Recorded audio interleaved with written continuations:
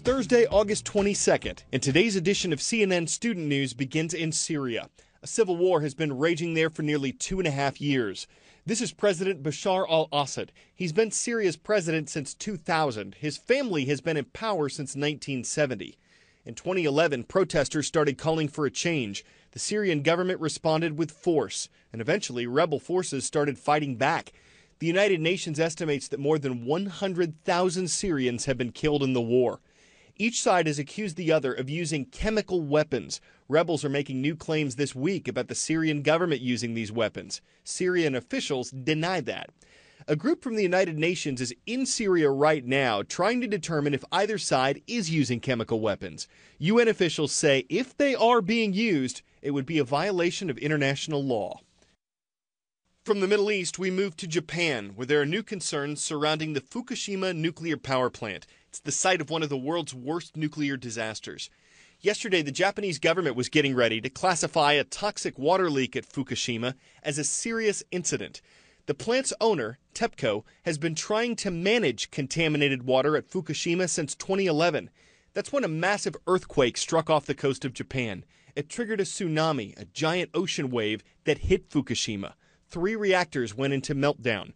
Regarding the current concerns, TEPCO says it's moved radioactive water from a leaky tank to a better one. A nuclear engineer described this leak as extremely radioactive water. He said it could pose a significant health risk to workers trying to clean it up.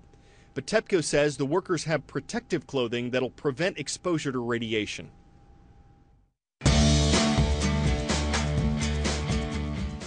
From the Golden State to the Gulf Coast with a volunteer stop in between. It's time for today's roll call. We're going to bust right out with the Bruins from Riverbank High in Riverbank, California.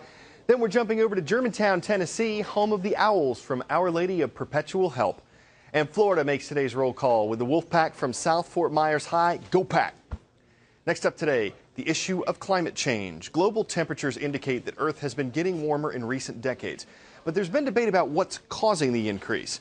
A new report says many scientists are more certain than ever that the culprit is human activity. Tom Foreman examines the potential effects. You know about climate change, the idea that basically greenhouse gases are trapping heat from outside, and you are correct. They're now well over 90% saying that human activity is responsible for the preponderance of this. Important to note, they're saying there are other factors, but the preponderance of it is coming as a result of humans doing this. So what is the result of all of this? Rising oceans. Why?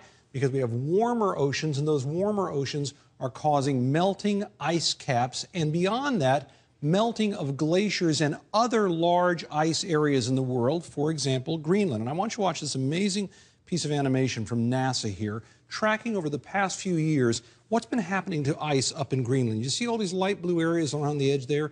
That's where the ice has been steadily melting and retreating in this entire country of Greenland. And as you go on through the years, this is about 2005 here, as it moves forward, you start seeing even the middle of the country here as it starts warming up, and they're losing even more and more ice. By the time you get through this entire animation, what you see is that NASA has captured how basically this entire area has seen significant loss in ice, all of which goes out into the oceans. And that's the real key here, the concern about what that's going to add up to in the long run. If we move on beyond this, and you look at Miami down here. This is where Miami is right now. Everglades National Park. It's a little bit hard to see, but I want you to watch as this progresses. What they're predicting is that over the next 80 or 90 years, if nothing changes, what you would see is a real encroachment.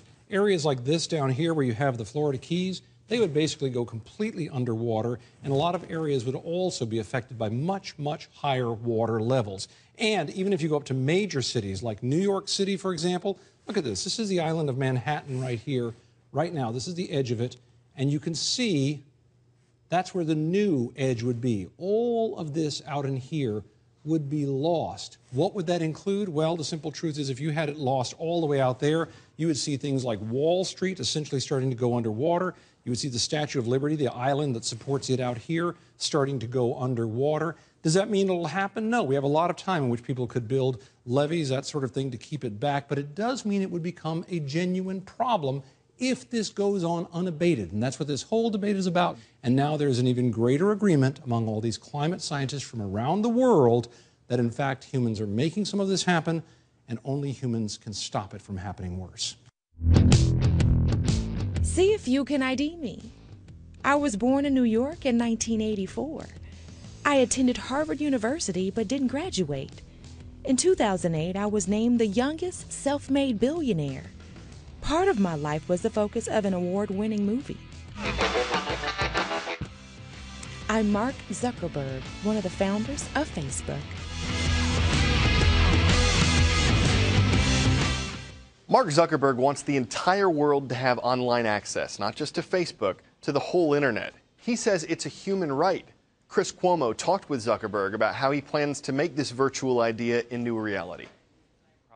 When you visit the Facebook campus, you get the sense that anything is possible. We want the campus to feel like a little city or village. Right? And now Zuckerberg wants to make the entire world like the Facebook campus, in a way, by providing internet access to the entire world. The idea is called Internet.org. Its target, the 5 billion people around the globe without access to the net. I mean, here we use things like Facebook to share news and catch up with our friends, but they're going to use it to decide what kind of government they want, get access to healthcare for the first time ever, connect with family hundreds of miles away that they haven't seen in decades. Getting access to the internet is a really big deal. I think we're going to be able to do it. And the word "we" is the key word here, because this isn't just about Facebook. Zuckerberg has done something extraordinary to achieve the extraordinary. Reached out to the biggest players in social media and mobile data, aka his competitors in part, to work together. How did those calls go? It probably varies. But I mean, in general, these are companies that we have deep relationships with and have worked with on a lot of things for a long time. So this just kind of came out of a lot of the discussions that we had. So a team of the best in the business is coming together. But for a task this size, uniting 5 times the global presence Facebook has already, it's going to take a lot more. What about the how? Like how do you do this? Like how developed is the plan? You know, we have a plan, a rough plan for what we think we're going to need to do to pull it off. And of course the plan will evolve over time and we'll get better ideas, but you know, if you look at the trends, I mean, data is becoming more available to people, right? Apps are getting more efficient to run. There are new business models to help more people get online. It's also good for Facebook and these other companies, right? Because mobile access to the internet is where your business lies, right? You know, if we were just focused on making money, the first billion people that we've connected have way more money than the rest of the next 6 billion combined. It's not fair, but it's the way that it is. And we just believe that everyone deserves to be connected and on the internet. Today's CNN Student News character study focuses on a basketball player named Zach Hodgkins. He's a high school senior in Georgia. His scouting reports start with phrases like excellent shooter and plays extremely hard. They don't usually start by mentioning he was born without part of his left arm. Zach likes that scouts treat him as a player first and mention the disability second. Besides that, it's not really something that's gotten in his way. He's already headed toward accomplishing one of his goals. The University of Florida has offered him a preferred walk-on spot for next season. That means he'd be guaranteed a place on the basketball team, though not a full scholarship. It means the world for me because, you know, my whole life I've worked for this opportunity, and for somebody to notice me finally, it's a great feeling. Down the road, he'd like to be a motivational speaker. He's had a little experience with that, hearing from kids with disabilities from across the country.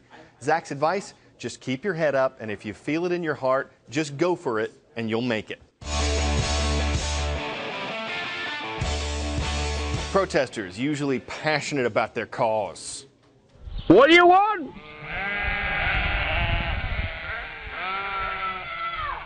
When do you want it?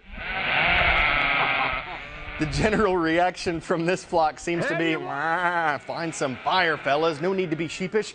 It might have seemed like sheer madness to organize a barnyard rally and post it on YouTube, but in the end, didn't turn out half bad. Wouldn't you say? It's time for us to hoof it. I'm Carl Azus. Have a great day.